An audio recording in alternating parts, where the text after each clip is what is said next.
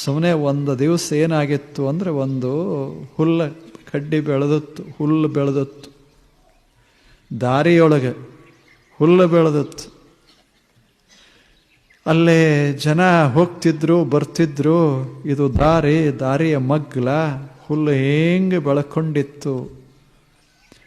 ಅದಕ್ಕೆ ಹುಲ್ಲಿಗೆ ಬಹಳ ಸಂತೋಷ, ಬೆಳಿಬೇಕು, ಹಸಿರಾಗಬೇಕು ಅಂತ. ಅದಕ್ಕೆ ನಾವು ಹೆಂಗೆ ನಮ್ಮ ಪ್ರಪಂಚವನ್ನು ಬೆಳೆಸ್ತೇವೆ ಹಂಗೆ ಹುಲ್ಲಿಗೆ ಬೆಳಿಬೇಕು ಅಂತ. ಒಂದು ದಿವಸ ಏನಾಯಿತು ಅಂದರೆ ಒಬ್ಬ ಬಂದು ಅದರ ಮ್ಯಾಗ ಕಾಲಿಟ್ಟು ತುಳಿದ, ಹುಲ್ಲ ಕತ್ತರಿಸಿ ಬಿತ್ತು. ಆದರೆ ಮರುದಿವಸ ಮತ್ತೆ ಚಿಗುರೊಡಕ್ಕೆ ಶುರುವಾಯಿತು. ಆ ಬಳಿಕ ಇನ್ನೊಂದು ದಿವಸ ಮತ್ತೊಬ್ಬ ಬಂದ, ಅದನ್ನು ತುಳಿದ, ಹಾಳು ಮಾಡಿದ, ಹೋದ, ಮತ್ತು ನಾಶ ಆಯಿತು. ಸ್ವಲ್ಪ ದಿನಗಳ ನಂತರ ಮತ್ತೆ ತಲೆ ಎತ್ತಿತ್ತು. ಯಾವುದು? ಹುಲ್ಲ. ಅವಾಗ ಒಂದು ಗಿಳಿ ಕೇಳ್ತು, ಅಲ್ಲೋ ಮೆಲ ನಿನಗೆ ತುಳಿತಾರೆ, ನಾಶ ಮಾಡ್ತಾರೆ, ನೀನು ಮಾತ್ರ ಹಿಂಗೆ ಬೆಳ್ಕೋತದಿಯಲ್ಲ ಯಾಕೆ ಅಂತ ಕೇಳ್ತು. ನಿನಗೇನು ಅನಿಸೋದಿಲ್ಲೇನು? ತುಳಿತಾರೆ, ನೀ ಎಷ್ಟು ಬೆಳೆದ್ರೇನು ತುಳಿಯೋರದಾರ ಅಂತ ಗೊತ್ತಾಗ್ತದಲ್ಲ. ಜಗತ್ನಾಗ ನಾವು ಎಷ್ಟು ಬೆಳೆದ್ರೇನು ತುಳಿಯೋರದಾರ, ಹಂಗೆ ಹುಲ್ಲು ತುಳಿಯೋರದಾರ. ಅವಾಗ ಹುಲ್ಲು ಹೇಳ್ತು, ನನಗೆ ಎಂಥ ಉತ್ಸಾಹದ ಬೆಳಿಬೇಕು ಅಂದ್ರೆ ಬೇಕಾದಷ್ಟು ತುಳಿಲಿ ಮತ್ತು ಬೆಳಿತೀನಿ ಅಂತ. 1000 ಜನ ತುಳಿದ್ರೆ ಏನಾಯ್ತು? ತುಳಿದವ್ರು ಹೋಗ್ತಾರೆ, ನಾನು ಬೆಳೆದು ನಿಲ್ತೇನೆ ಒಂದು ದಿವಸ. ಬೆಳೆಯುವ ಸಾಮರ್ಥ್ಯನೇ ಒಳಗಿರುವಾಗ why should I worry about being trodden by these people? ಯಾಕೆ ನಾನು ವಿಚಾರ ಮಾಡೋದು? ನಾನು ಬೆಳೆಯೋದು ಬಹಳ ಮಹತ್ವದ್ದು. ಎಲ್ಲವೂ ಬೀಳ್ತಾವ, ಮನುಷ್ಯನೂ ಹೋಗ್ತಾನೆ. ಮನುಷ್ಯ ಬರೋಕ್ಕಿಂತ ಮೊದಲೇ ನಾ ಇದ್ದೆ, ಮುಂದೂ ಇರ್ತೇನೆ, ಬೆಳಕೋತಿರ್ತೇನೆ. ಅವನನ್ನು ಬೈಯೋದಿಲ್ಲ, ನೋಡ್ಲಿ ಅಂತ. ನನ್ನ ಸಾಮರ್ಥ್ಯ ಹೆಚ್ಚೋ ಅವನ ಸಾಮರ್ಥ್ಯ ಹೆಚ್ಚೋ ನೋಡ್ಲಿ. ಎಂಥ ಉತ್ಸಾಹ! ಒಂದು ಹುಲ್ಲಿಗೆ ಇಂಥ ಉತ್ಸಾಹ. ನಮಗೆ ಹಂಗೆ ಆಗೋದಿಲ್ಲ. ಯಾರೇ ಒಂದಿಷ್ಟು ಏನ್ರೆ ಅಂದ್ರೆ ಸಾಕಪ್ಪ ಜೀವನ ಅಂತಂತೇವಿ. ಒಂದಿಷ್ಟೇನ್ರೆ ತಲೆನೋವು ಆದರೆ ಸಾಕು ಜೀವನ ಅಂತಂತೇವಿ. ತಲೆ ಹೋಗಿಲ್ಲ, ಮೈ ಹೋಗಿಲ್ಲ, ಏನೋ 4 ದಿವಸ ತಲೆನೋವು ಅಷ್ಟೆ. ಏನೋ ಒಂದಿಷ್ಟು ತಾಪ ಜೀವನದಾಗ ಇರೋದಿಲ್ಲೇನು, ಇಷ್ಟೆಲ್ಲ ಬದುಕ್ತೇವಿ ಅಂದಾಗ ಸ್ವಲ್ಪ ಏರಾಪೇರ ಇದ್ದೇ ಇರೋದಿಲ್ಲೇನು. ಶಾಂತವಾಗಿಯೇ ನೀರು ಹರಿತಿರ್ತದೇನು, ಹೋಗಿ ಕೆಳಗರೆ ಬೀಳ್ತದೆ, ಎಲ್ಲರೇ ಹೋಗಿ ಸಿಕ್ಕೋತದೆ, ಸುತ್ತ ತಿರುಗಬೇಕಾಗ್ತದೆ.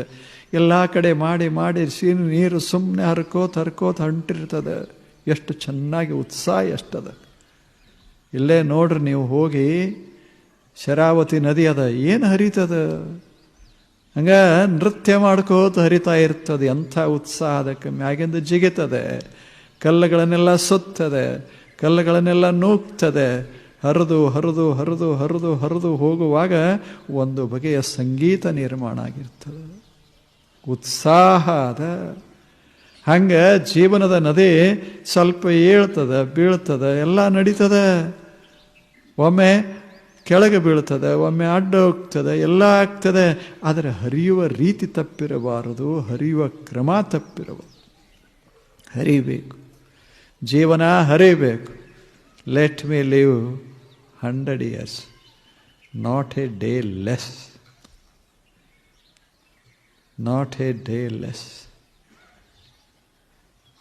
ಜೀವೇತ್ ಶತಂ ಸಮಾಹ ಜಿಜೀವೇತ್ ಕುರ್ವನ್ನೇವೇಹ ಕರ್ಮಾಣಿ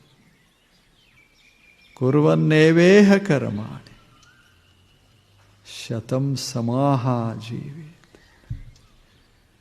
ನಾನು ಬದುಕಬೇಕು, 100 ವರ್ಷ ಬದುಕಬೇಕು, ಒಂದು ದಿವಸರೇ ಯಾಕೆ ಕಡಿಮೆ ಅಂತ. ಹಂಗೆ ಉತ್ಸಾಹ ಇತ್ತು ಅಂದರೆ ಬದುಕಿನಲ್ಲಿ ಧರ್ಮ ಅಭಿವ್ಯಕ್ತ ಆಯಿತು ಅಂತ ಅದರ ಅರ್ಥ. ಧರ್ಮ ಅಂದರೆ ಏನರೇ ಅಲ್ಲ, ಧರ್ಮ ಅಂದರೆ ಬದುಕಿನ ಉತ್ಸಾಹ. ಬದುಕಿನ ಉತ್ಸಾಹ ಕಾಲಿಲ್ಲ ಆದರೆ ಏನಾಯಿತು, ಒಂದು ಕೈ ಇಲ್ಲಾದರೆ ಏನಾಯಿತು. ಬದುಕೋದು ಬಹಳ ಮಹತ್ವದ್ದು. ಚೆನ್ನಾಗಿ ಬದುಕೋದು, ಹೆಂಗರೇ ಬದುಕೋದಲ್ಲ, ಅವರಿಗೆ ತಾಪು ಕೊಟ್ಟು ಇವರಿಗೆ ತಾಪು ಕೊಟ್ಟು ಬದುಕೋದಲ್ಲ. ಹೆಂಗೆ ಬದುಕಿರಬೇಕು, ನಮ್ಮ ಬದುಕು ನಮಗೆ ಸಂತೋಷ ಕೊಟ್ಟಿರಬೇಕು. ಹಂಗೆ ಹುಲ್ಲ ಹೇಳ್ತದೆ, ಅವ ತುಳಿಲಿ, ಆದರೆ ಅವನಿಗೆ ನಾನು ಹೆಂಗೆ ಮಾಡ್ತೀನಿ ಅಂದರೆ ಹಿಂಗೆ ಬೆಳಿತೇನಲ್ಲ, ಅವ ತುಳಿದ್ರೆ ಅವನಿಗೆ ಸಂತೋಷ ಆಗಬೇಕು, ಹಂಗೆ ಬೆಳಿತೇನೆ. ಅದು ಮುಳ್ಳಾಗಿ ಬೆಳೆಯೋದಿಲ್ಲ, ಹುಲ್ಲಾಗಿ ಬೆಳಿತೀನಿ, ಹುಲ್ಲಾಗಿ ಬೆಳಿ. ನನ್ನನ್ನು ಪ್ರೀತಿಸಬೇಕು, ಮುಂದೆ ಒಂದು ದಿವಸ ತುಳಿಯೋದಲ್ಲ, ತನ್ನ ಮನೆ ಸುತ್ತಮುತ್ತ ನಾನು ಹಚ್ಚಿರಬೇಕು, ಹಂಗೆ ಬೆಳಿತೇನೆ ಅಷ್ಟೇ. ಈಗ ಹಚ್ಚೋದಿಲ್ಲನೇ, ಎಲ್ಲ ಕಡೆ ನೀವು ಹೋಗ್ರಿ, ಬಜಾರ್ ಇದ್ರಾಗ ಶಹರದಾಗ ಮನ್ಯಾಗ ಹಚ್ಚಿರ್ತಾರೆ. ಮನೆ ಸುತ್ತಗಟ್ಟೆ ಹುಲ್ಲು ಹಾಕಿರೋದು. ಹುಲ್ಲ ಎಲ್ಲಿ ಬೇಕಾದಲ್ಲಿ ಹೋಗಿ ಬಿಟ್ಟದ. ಯಾಕೆ? ಬೆಳೆಯುವ ಉತ್ಸಾಹ ಭಾಳ ಅದಕ್ಕೆ. ನಾವದು ಕಸ ಅಂತ ತೆಗೆದು ಹಾಕ್ತೇವೆ, ಅದು ಬೆಳೀತದೆ, ಮತ್ತೆ ಸುಮ್ಮನೆ ಬೆಳೀತದೆ. ಅದನ್ನು ಯಾರೂ ಬಿತ್ತೋದಿಲ್ಲ, ಯಾರೂ ಅದಕ್ಕೆ ನೀರು ಹಾಕೋದಿಲ್ಲ, ಯಾರೂ ಅದಕ್ಕಾಗಿ ಖಾತ ಹಾಕೋದಿಲ್ಲ. ಆದರೆ ಅದು ಬೆಳೆಯೋದು ಬಿಟ್ಟಿಲ್ಲ ಅಷ್ಟೇ. ಭೂಮಂಡಲವೆಲ್ಲ ಹಸಿರಿನಿಂದ ತುಂಬಿ ಹೋಗಿದ್ದೇ ಹುಲ್ಲಿನಿಂದ. ಎಷ್ಟು ಉತ್ಸಾಹ ಅದ. ನಾವು ಸ್ವಲ್ಪ ಉತ್ಸಾಹ, ಜೀವನದಲ್ಲಿ ಉತ್ಸಾಹ ತೋರಿಸ್ದೇವಿ ಅಂದರೆ ಇಂಥ ಉತ್ಸಾಹಕ್ಕೆ ಏನಂತೇವಿ? ಪ್ರಾಣಶಕ್ತಿ ಅಥವಾ ಜೀವನೋತ್ಸಾಹ ರೂಪ ಧರ್ಮ. ಇದು ಧರ್ಮ. ಓಜಃ, ಎಷ್ಟು ಚಂದ ಶಬ್ದ ಬಳಸ್ಯಾರ, ಓಜಃ. ಇದು ಧರ್ಮ. ಇದು ಹೊರಗೆ ಪ್ರಾಣಶಕ್ತಿಯ ವಿಕಾಸ ಆಗ್ತಾ ಇದೆ, ಒಳಗೆ ಜೀವನೋತ್ಸಾಹವಾಗಿ ಅದು ನಿಂತದೆ. ಎರಡೂ ಬೇಕಾಗ್ತದೆ. ಭಗೀರಥ ಅಂತಿದ್ದ, ನಿಮಗೆ ಗೊತ್ತದೆ. ಏನು ಉತ್ಸಾಹ, ಏನು ನೋಡಬೇಕು. ಒಂದು ಕನಸು ಅವನಿಗೆ, ಒಂದು ಸುಂದರ ಕನಸನ್ನು ಕಂಡ. ಆವಾಗಿನ ಕಾಲಕ್ಕೆ ಗಂಗಾ ನದಿ ಇಲ್ಲಿ ಹರಿತಿರಲಿಲ್ಲ, ಬೇರೆ ಕಡೆ ಹರಿತಿತ್ತು. ಆದರೆ ಎಲ್ಲ ಟ್ರಿಬ್ಯೂಟರೀಸ್, ಉಪನದಿಗಳೆಲ್ಲ ಬೇರೆ ಬೇರೆ ಕಡೆ ಹರಿತಾ ಇತ್ತು. ಉತ್ತರ ಕಡೆ ಹರಿತಾ ಇತ್ತು. ಉತ್ತರ ಭಾರತ ಬರಡಾಗಿತ್ತು, ಮಣ್ಣು ಚೆನ್ನಾಗಿತ್ತು, ನೀರಿರಲಿ.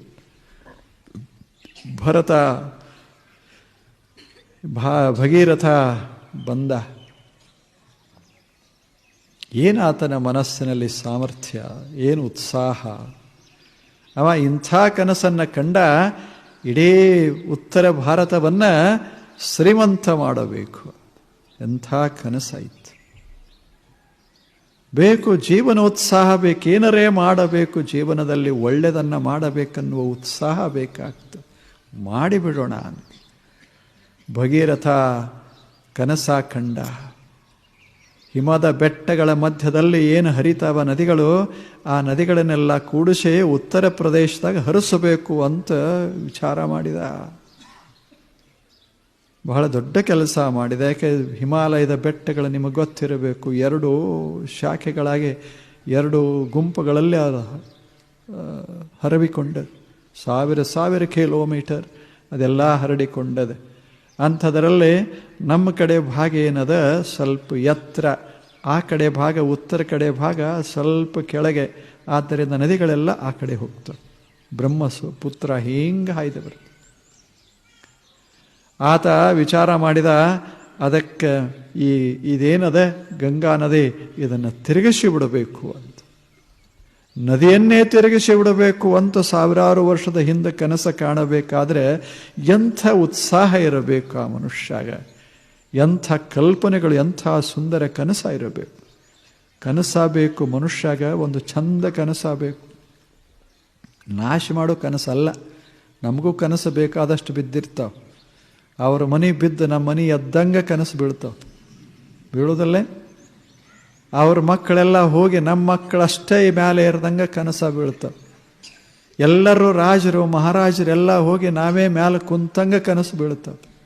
ಇಲೆಕ್ಷನ್ ಇಲ್ಲದಿದ್ದರೆ ಏನಾಯಿತು, ನಿಂತಂಗೆ ಆರಿಸಿ ಬಂದಂಗೆ ಪ್ರೈಮ್ ಮಿನಿಸ್ಟರ್ ಆದಂಗೆ ನಮ್ಮ ಕನಸ ಬೀಳ್ತಾವೆ. ಏನು ಇಲ್ಲೊಬ್ಬ ಮನುಷ್ಯ ಭಗೀರಥ ಏನು ಸುಂದರ ಕನಸ ಕಂಡ. ಭಾರತವನ್ನು ಶ್ರೀಮಂತ ಮಾಡಬೇಕು. ತನ್ನ ದೇಶ ಅಂತಲ್ಲ, ಭಾರತವನ್ನು ಶ್ರೀಮಂತ ಮಾಡಬೇಕು ಅಂತ ಎಷ್ಟು ಚಲೋ ಕನಸಾಕಂಡು. ಶಾಶ್ವತವಾಗಿ ಶ್ರೀಮಂತ ಮಾಡಬೇಕು, ಬರೇ 4 ದಿನ ಅಲ್ಲ, ಶಾಶ್ವತವಾಗಿ ಮಾಡಬೇಕು. ಆದ್ದರಿಂದ ಗಂಗೆಯನ್ನು ಇಳಿಸಬೇಕು ಅಂದ. ಎಲ್ಲಿಂದ? ಹಿಮದ ಬೆಟ್ಟಗಳ ತುಟ್ಟ ತುದಿಯಿಂದ ಗಂಗೆಯನ್ನು ಇಳಿಸಬೇಕು. ಅದಕ್ಕಾಗಿ ಹೊರಟ ಆತನ ಸಹಕಾರಿಗಳು ಎಲ್ಲರೂ ಹೋದರು. ಹೋಗಿ ಬೆಟ್ಟವನ್ನೇ ಕಡಿದ್ರು. ಸಾವಿರ ಜನ ಆ ನೀರಿಲ್ಲದಕ್ಕಾಗಿ ಉತ್ತರ ಪ್ರದೇಶದೊಳಗೆಲ್ಲ ಸಾಯ್ತಿದ್ರು. 60,000 ಜನ ಇವರ ಸಂಬಂಧಿಕರೇ ಸತ್ತಿದ್ರು. ಆದ್ದರಿಂದ ಭಗೀರಥ ಈ ನಿರ್ಣಯ ಮಾಡಿದ, ತರೋಣ ಹೆಂಗಾಗೋದಿಲ್ಲ ನೋಡೋಣ, ತರೋಣ, ಸ್ವರ್ಗದಿಂದಲೇ ತಂದ ಅನ್ನುವಷ್ಟು ಆತನನ್ನು ವರ್ಣಿಸ್ತಾರೆ. ಹಂಗೆ ಭಗೀರಥ ಕೆಲಸ ಮಾಡಿದ. ಹಿಮದ ಬೆಟ್ಟಗಳನ್ನು ಕಡ್ದ, ಗುಡ್ಡಗಳನ್ನು ಸರಿಸಿದ, ಗಂಗಾ ನದಿ ಕೆಳಗೆ ಹರಿವಂತೆ ಮಾಡಿದ, ದಕ್ಷಿಣಕ್ಕೆ ಹರಿಯುವಂತೆ ಮಾಡಿದ. ಅದು ಹರಿದು ಹೀಗೆ ಉತ್ತರ ಪ್ರದೇಶವನ್ನೆಲ್ಲ ವ್ಯಾಪಿಸ್ತು. ಉತ್ತರ ಪ್ರದೇಶ ಸುಂದರ ಭಾರತವಾಗಿತ್ತು.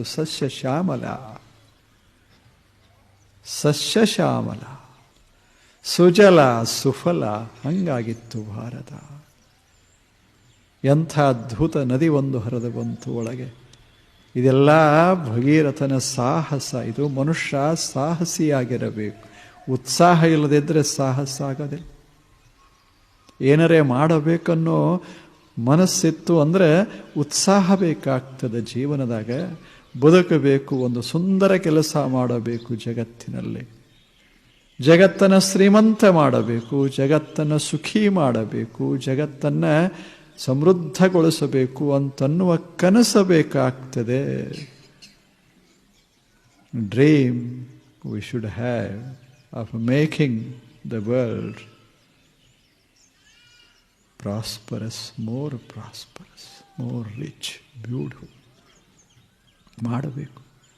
ಚಂದ ಮಾಡಬೇಕು ಜಗತ್ತನ್ನು. ಈ ಕನಸದಲ್ಲ, ಆ ರೀತಿ ಉತ್ಸಾಹದಲ್ಲ ಜೀವನದಾಗ. ಇಂಥ ಉತ್ಸಾಹಕ್ಕೆ ಓಜಸ್ಸು. ಇದು ಓಜಸ್ಸು.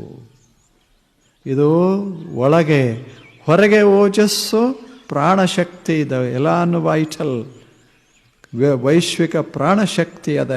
ಜೀವ ಜಂತುಗಳನ್ನೇ ನಿರ್ಮಾಣ ಮಾಡುವಂಥ ಅದ್ಭುತ ಸಾಮರ್ಥ್ಯ. ಇವು ಎರಡೂ ಬೇಕು ಮನುಷ್ಯಾಗ. ಇದು ಧರ್ಮ.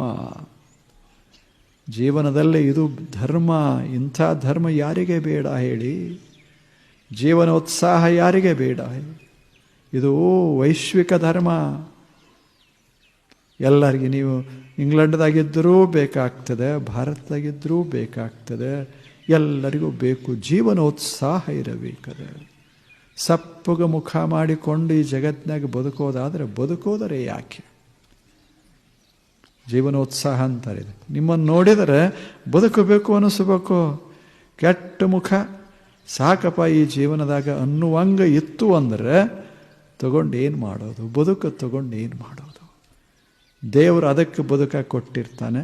ನಕ್ಕು ಬರಲಿ 4 ದಿವಸ ಅಂತ ಬದುಕಾಗಿ ಕೊಟ್ಟರೆ ಇವ ಬರೀ ಹಿಂಗೆ ಗಂಭೀರವಾಗಿ ಉಳ್ದ ಅಂದರೆ ಗತಿಯ.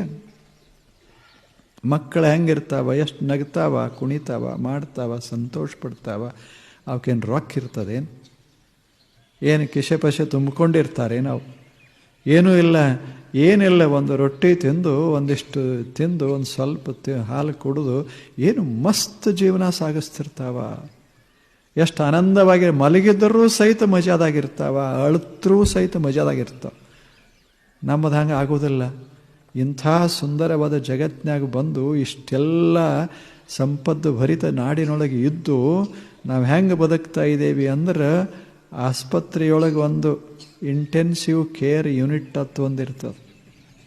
ಹೋಗಿ ನೋಡಿರ್ಬೇಕಾದ್ರೆ ಮಜಾ ಇರ್ತದೆ. ಒಳಗೆ ಅವನು ಹಾಕಿರ್ತಾರೆ, ಹೊರಗೆ ಇವ್ರು 4 ಮಂದಿ ಕುಂತಿರ್ತಾರೆ. ಮುಖದ ಮೇಲೆ ಏನು ಕಳನೇ ಇರೋದು. ಅದು ಸರಿ, ಅಲ್ಲಿ ಸರಿ, ಹಿಂಗೆ ಹೊರಗೂ ಹಿಂಗೆ ಕುಂತು ಬಿಟ್ರೆ ಗತಿ ಏನಾದೀತದ? ಏನದು ಜೀವ?